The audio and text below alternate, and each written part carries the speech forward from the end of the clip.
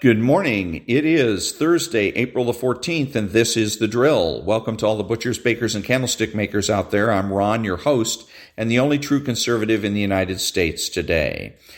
So today, after the daily declaration for spiritual warfare, the Pledge of Allegiance, and the Star-Spangled Banner, we will have Visionary, No Free Lunch, How Kids Sleep, and Mrs. Martin from Tales from My Bicentennial Year. All that and more when I get back.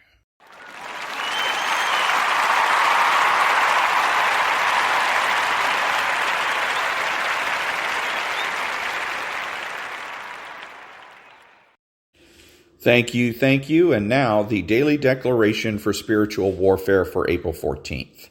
Let every strategy of hell be exposed. Do not fear the strategies of hell that the enemy plans against you, for in the light of my righteousness they will all be exposed. There will be no prospect of success for the evil man, and the lamp of the wicked will be put out. Though the evil one plots against my just servants and gnashes at them with his wicked teeth, I laugh at him because his day is coming, and his own sword will pierce his wicked heart. And I will break his arm from bringing destruction upon you. I will be your stronghold in the day of trouble, for I know those who place their trust in me. Psalm 37, verses 12 to 15, Nahum 1, verse 7. Prayer declaration. Father, in the light of your righteousness, every strategy of hell has been exposed and brought into the light. I am delivered from every satanic trap and plot against me. Let the nets they have hidden catch themselves, and let them fall into the destruction they have plotted for me. Hide me from the secret counsel of the wicked, and divide and scatter those who are joined together against me. Amen. And that was the daily declaration for spiritual warfare for April the 14th.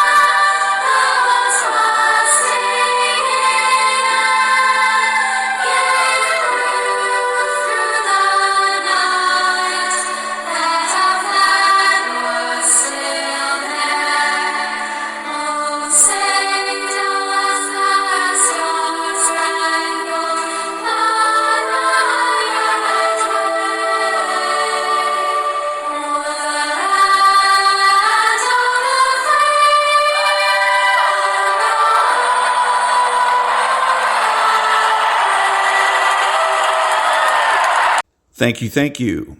Who is the true conservative? He is religious and realistic. He is the person that understands that culture is the foundation for politics. He acknowledges a benevolent universe. He is patriotic and uses common sense. He makes judgments, refuses to speculate, speaks clearly and definitively, and is not afraid to say no. He's open-minded, asking why rather than why not.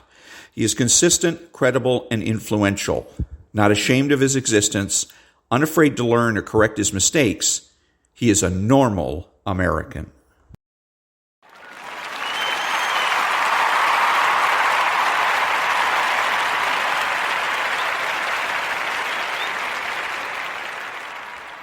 Thank you. Thank you. What is the true conservative strategy for defeating socialists in this country?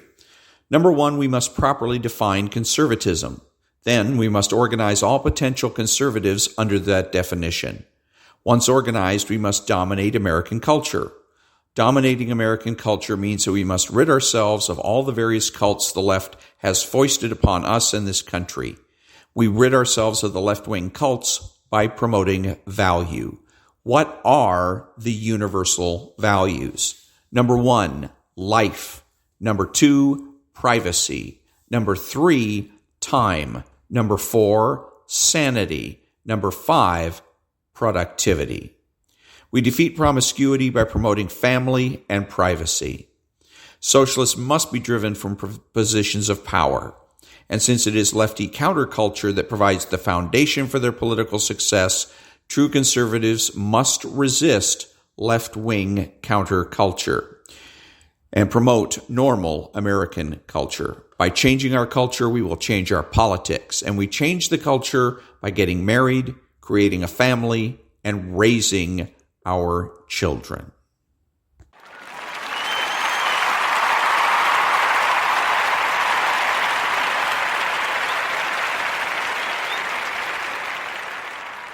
Thank you. Thank you. What are the tactics in support of the strategy to rid America of socialist influence? The long-term tactics are to be a true conservative, talk like a conservative, act like a conservative, dress like a conservative, think like a conservative. The short-term tactics are rhetorical. True conservatives need to win all of the arguments. True conservatives need to defeat the useful idiots on the left that populate their households, workplaces, and churches. That means don't be neutral. Don't try to prove a negative. Don't take their word for it, and ask lots of questions. The useful idiots are the people that simply repeat the latest talking points.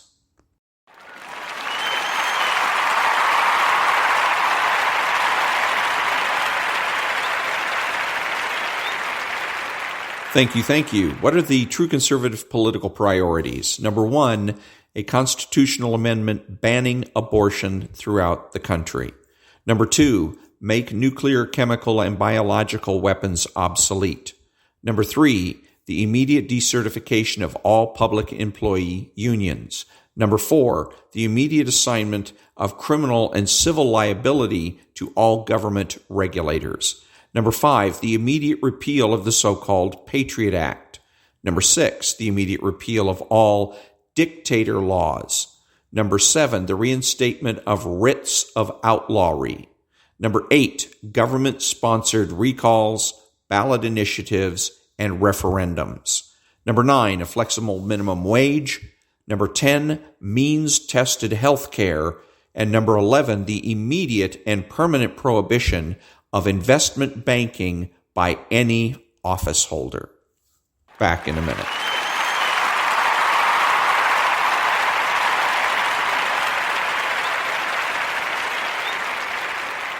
Thank you. Thank you. What are the true conservative cultural priorities? Number one, bring back not-for-profit news.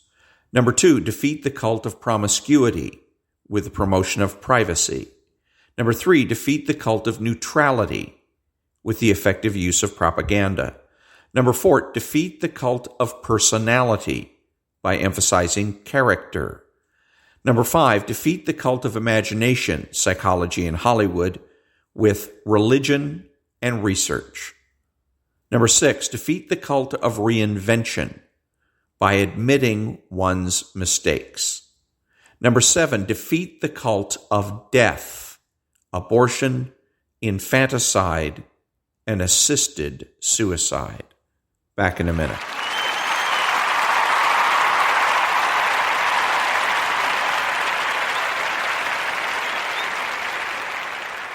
Thank you. Thank you.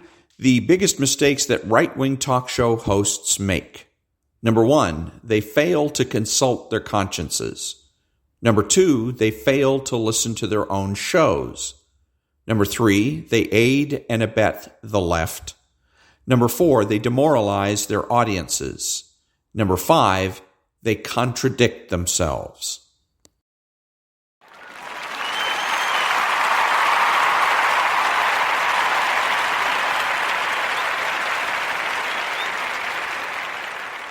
Thank you, thank you. Left-wing, right-wing vocabulary.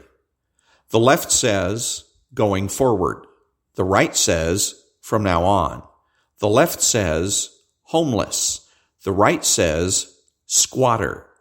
The left says, migrant. The right says, fugitive. The left says, eliminate. The right says, reduce.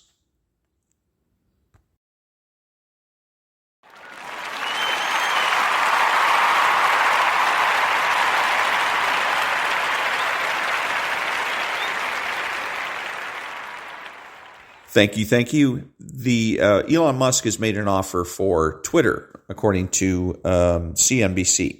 So that and he's basically his best and final offer, I think, is $43 billion or whatever that he's making for this particular company. Now, the folks on CNBC are jumping up and down and screaming and yelling that this is not the way it's supposed to go, and they misunderstand because they assume erroneously that Elon Musk is first and foremost a businessman. He's not. He's not. He's a visionary. Elon Musk, Jack Sprat, and all the other guys in tech that run Facebook and Google and Schmoogle and Gadoogle, they're all visionaries. They got funded by visionaries, people that share their vision. They're not business people. They don't look at things in a business-like way. The example or contrast to Elon Musk is Carl Icahn. Carl Icahn is a guy that likes to run around and take over, do what they call hostile takeovers of businesses. But he does it from a business standpoint. He invests in a company, and if he sees that this business is not being run properly, that it is missing its potential, then he makes a move for a hostile takeover. And everything is very organized and everything is very businesslike. Whereas if you look at Elon Musk's presentation, it's not businesslike at all. He doesn't, again, one of the things they're talking about is he doesn't show that he has any financing for this. Apparently, I guess he's going to pay all cash or all stock for this. And so again, it seems very impulsive and it not very well thought out, like a businessman would do, like Carl Icahn. Carl Icahn gets all his ducks in a row when he goes in to make his hostile takeover bid. He gets all his ducks in a row. He's got his financing down. He's got everything all set. He's already got a plan for the board of directors. Okay, this is how you guys are going to benefit. Well, I'll buy you out. We'll give you $10 million a piece to hit the bricks, whatever. But he's got everything lined up. He's a businessman. So that's the proper way to understand this. Don't expect a business-like presentation response from a visionary.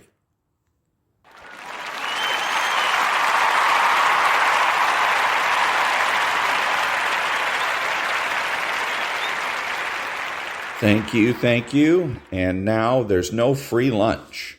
Quote, nothing contributes so much to the prosperity and happiness of a country as high profits, unquote. David Ricardo. In a market economy, we can look to the profit motive as the driver of success and productivity. And indeed, that outflow of human action in the profit motive, properly understood, is the source of incredible output. But to look at the profits achieved without an understanding of what it means to the nation at large is a colossal failure of economics. Countries where citizens are generating large profits in their individual efforts are countries with a higher tax base, with higher research and development, with better public services, with more robust charity and philanthropy, with greater happiness and quality of life. Such prosperity is distributed far and wide in a market economy. And that was There's No Free Lunch.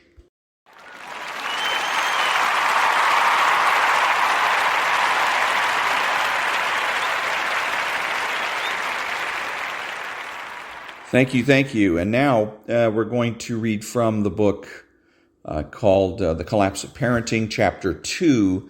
And there was, in which we're talking about why it is the kids are overweight and out of shape.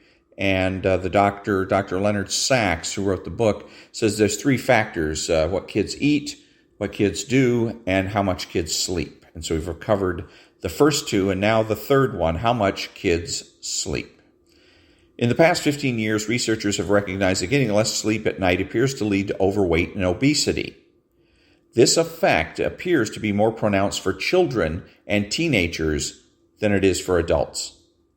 I started reading the research on the relationship between sleep deprivation and obesity about 10 years ago. At first, the idea that sleeping less would cause you to gain weight didn't make any sense to me. If you are sleeping less, then presumably you are more active because you are doing something. You aren't sleeping. And almost any activity burns more calories than sleeping does. But it turns out that if kids or grown-ups are sleep deprived, the hormones that regulate appetite get messed up, which confuses our brains in all kinds of bad ways. Your brain starts to say, I'm so tired, I deserve some potato chips, ice cream, candy, cookies, cake, and I need them right now. It's bad. American kids are not getting the sleep they need, and there has been a significant decline over the past 2 decades in the amount of sleep kids are getting. Here's the expert consensus on the amount of sleep children should have. Preschool and kindergarten, aged 2 to 5 years, at least 11 hours a day. Elementary and middle school, 6 to 12 years of age, at least 10 hours a day. Teenagers, 13 to 18 years, at least 9 hours a day. How does that compare to the amount of sleep that American kids are actually getting? At age 10, the average American kid is getting 9.1 hours of sleep a night. At age 15, 7.3 hours of sleep. At age 17, just 6.9 hours of sleep. In every age group from 6 to 18, the average American kid is sleep deprived. And the older the child, the more sleep deprived she or he is likely to be. American kids today are getting significantly less sleep compared with American kids 20 years ago. British kids today, on the other hand, are actually getting slightly more sleep compared with British kids 20 years ago. How come? The presence of devices in the bedroom may be one factor contributing to sleep deprivation among American kids. If a child or teenager has a TV in the bedroom, or a mobile phone, or a video game console, or a computer with internet access in the bedroom, then there's a temptation to use those devices rather than sleep. There is now good evidence that screens in the bedroom interfere with sleep. In 2013, the American Academy of Pediatrics released new recommendations for the use of media by children and teenagers, the first major rewrite of the guidelines since 2001. Among other recommendations, the pediatricians advised there be no screens in the bedroom. No TVs, no mobile phones, no computers or tablets. They didn't say that kids should not use those devices. They said that those devices should not be in the bedroom. The bedroom should be for sleeping. The AAP recommendation struck me as reasonable and sensible. I've been saying much the same thing myself for years. So I was bothered by the scornful response that the AAP guidelines received in American media. The Associated Press began its nationally syndicated article on the new guidelines with the ironic hashtag good luck with that.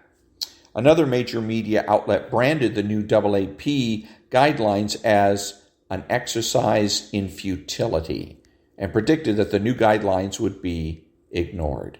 I started leading workshops for children and teenagers back in 2001. My workshops for students are neither sermons nor didactic presentations, but conversations. I ask questions and call on those who have their hands raised. I then ask other kids to respond to their peers' comments. One question I've asked regularly since 2001 is, what's your favorite thing to do in your spare time when you are by yourself with no one watching? From 2001 through about 2010, I heard lots of different answers, but since about 2011, one answer has become predominant among American kids, especially affluent kids. That answer is sleep. Affluent American kids are now so busy trying to do so much that the majority of them now appear to be sleep deprived, so much so that their favorite leisure time activity is not music or art or sport or reading, but sleep. That's sad. And that was the second of the, or the third actually, of the three factors that contribute to the overweight situation with kids, overweight and out of shape of kids. When we come back, or when the next time, I'm going to go ahead and finish this chapter 2. So back in a minute.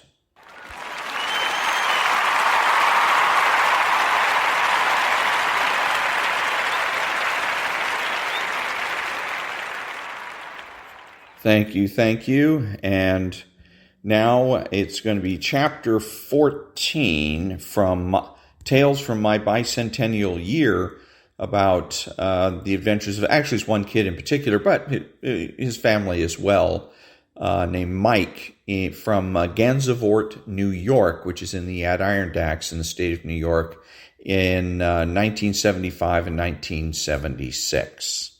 Chapter 14 is titled A Day at School with Mrs. Martin. In school, we were gearing up for Thanksgiving week by learning, again, all about the Indians and the Pilgrims. Mrs. Martin, our 5th grade teacher, was a nice lady. I always thought she was kind of cute. She was really thin, with long, straight black hair.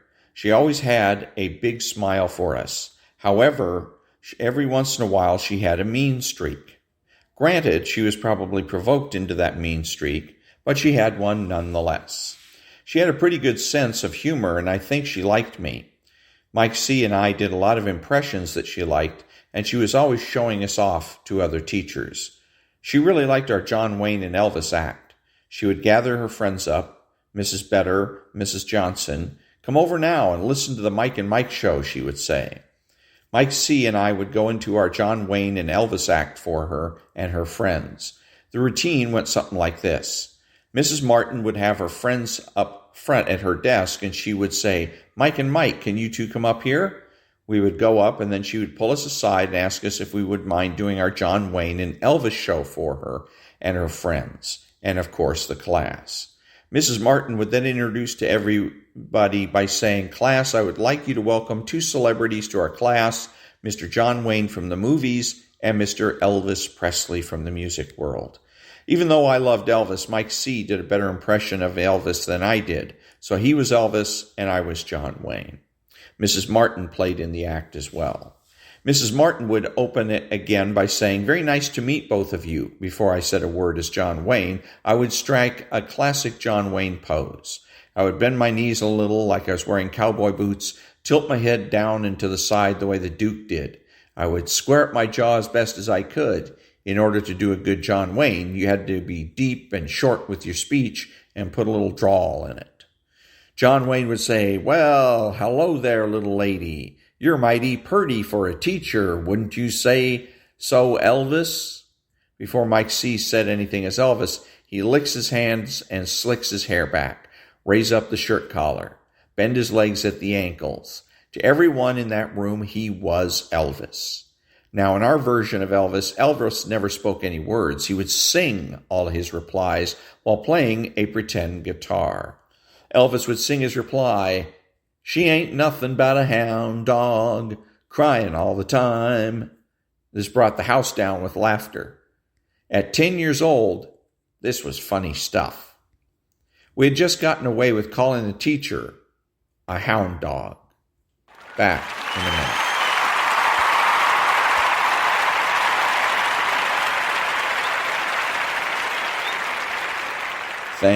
Thank you. Once our little show ended, we had to get back to our history lesson of why we were celebrating Thanksgiving and what the meaning of it was. After a morning of history and some lunch, we were now ready to construct our Turkey Day hats. We did, however, manage to get into a little trouble at lunch. The lunch ladies had a system to keep down the noise. If your table had too much boisterous talk, you were given a red flag. The lunch lady would come over and place a wooden red flag on your table. It was about 1 foot high. It sat on about a 4-inch base with a small wooden pole and a little triangle flag, all painted red. If you were a good, quiet table, that lunch ladies would come over and give you a gold flag. It looked exactly like the red flag, except gold. We got 10 extra minutes of recess if we got the gold flag, and no recess if we got the red flag. So it was a pretty big deal either way. Well, today we got the red flag. Mrs. Martin came to get us from lunch, but when she saw the red flag on the table, she switched to the Mrs. Martin I did not like. Her mean streak was rearing its ugly head. Instead of the smile and the laughing at us and with us, there was a scowl. She said nothing in the hallway back to our class. Once we got back into class and sat down, she went to the door and slammed it behind her as she walked out. We just sat there in silence, not knowing what was going on. This went on and on. I leaned over to Mike C. and whispered to him, "She's mad now, but I'll make her laugh by the end of the day." "Yeah, right," he said. She opened the door, stuck her head in, looked around at us, then slammed the door again. Again, she opened the door, stuck her head in, looked around at us, and this time she shouted at us, "Why aren't your heads lying on your hands? There should be no heads up," slamming the door again. That was her big thing. If she was really mad, you had to put your hands on the desk and put your head down on your hands and not say a word. We followed the instructions, and in a few minutes she came back in, walked over to her desk, and sat down. Then announced, "Class, you have embarrassed me and yourselves at lunch today, and per the school policy for receiving a red flag, you are denied the lunch recess. You normally have half an hour recess directly after lunch. Today, you spent that time thinking about how bad you were at lunch." Yeah, right, we thought to ourselves. We spent the last half hour thinking how stupid this was. Mrs. Martin wanted to get back into the swing of things. She divided into groups to make our Thanksgiving hats. The guys were supposed to make a black pilgrim hat with a white stripe and a buckle. The girls were to make a white pilgrim bonnet. In elementary school, your building materials were the same no matter what the project was. Construction paper, Elmer's glue, scissors, crayons, or markers. And if it was a big project, you were given a stapler. The groups were evenly divided, 2 girls and 2 guys. We would put our 4 desks together to make a big table to work on. Mike C. and I always arranged it so that we were at the same table and so that Maria and Tina were at our table. Maria and Tina were fun to be with. They liked to laugh at Mike and me when we told jokes and goofed around with them. Besides, Maria had written me a note one day that said she liked me. I really did not know what that meant, but it was sure nice to get a note, especially from her. Back in a minute.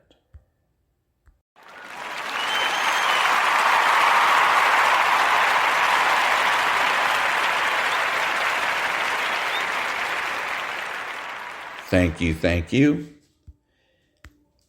It really wasn't that hard. Cut out the pieces, glue together the pieces, and staple a hat in a circle. Big deal. Mike C. started off with one of his classic jokes. "Hey, Tina, what did the blind man say to the carpenter?"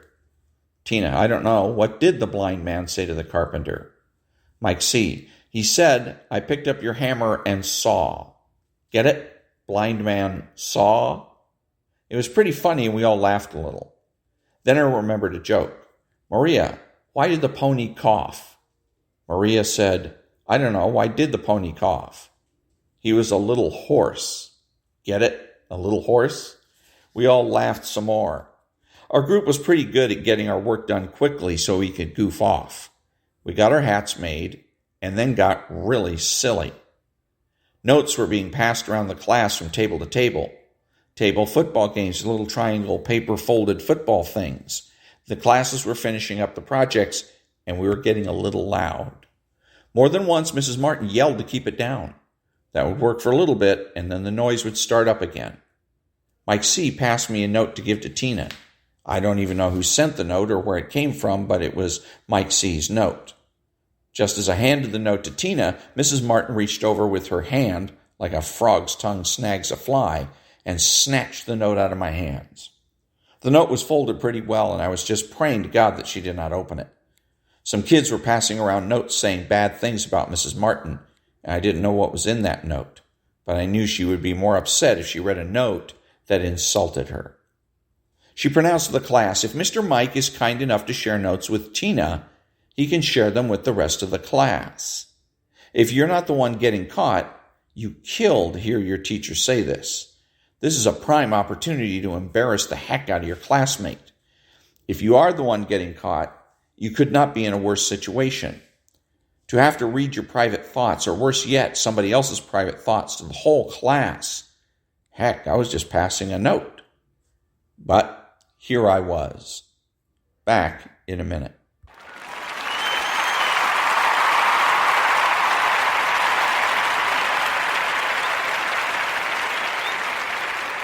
Thank you.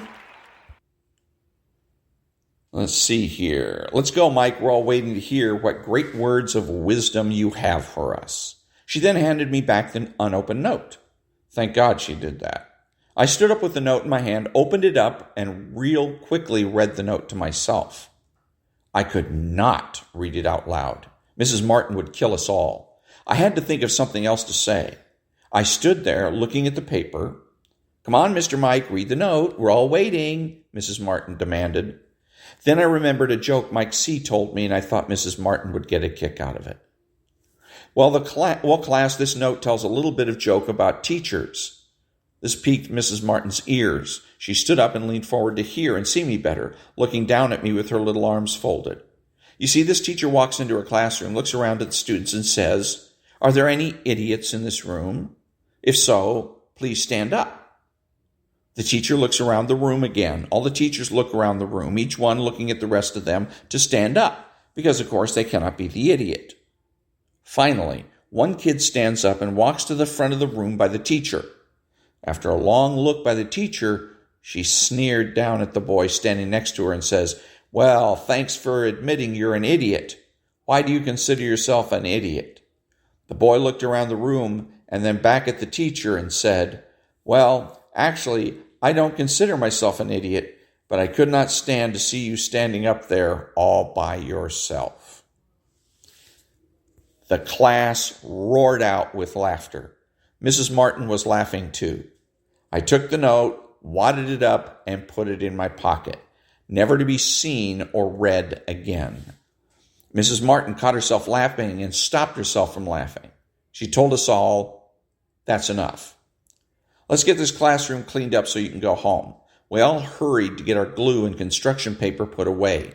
We had to take our new hats and place them on top of cubby holes where we stored everything.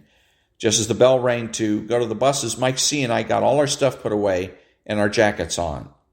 As I was walking out the classroom door, Mrs. Martin reached over and pulling me back into the classroom like I was a rubber band. She looked at me standing there, smiled, and said, "Thanks for being you today. Now get out of here." I have no idea what she meant, but it couldn't be bad. She was smiling. And that's the end of chapter 14 with Mrs. Martin. And next time, chapter 15, meeting Mrs. Barber. Back in a minute.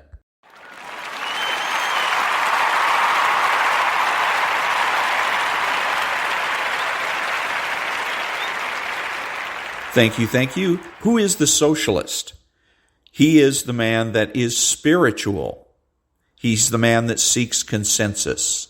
He's subjective, petty, and small, taking everything in life personally. He's outrageous, boring, and rude. He pretends to be a leader and a change agent. He pretends that he's your friend. He is sly, cunning, and deceptive. He dresses, acts, and speaks like a slob. He is informal and terminally unique. He is childish and pretends that he knows nothing. He has no conscience and pretends that might makes right and that the ends justify the means. He is impulsive and rationalizes his behavior. He is deterministic, blaming others for his mistakes. He is skeptical, demanding that others solve his problems. His unreasonableness and irresponsibility make him a bad role model, bad father, brother, family member, friend, and a bad person, period. So if you think that you can be friends with a socialist, think again.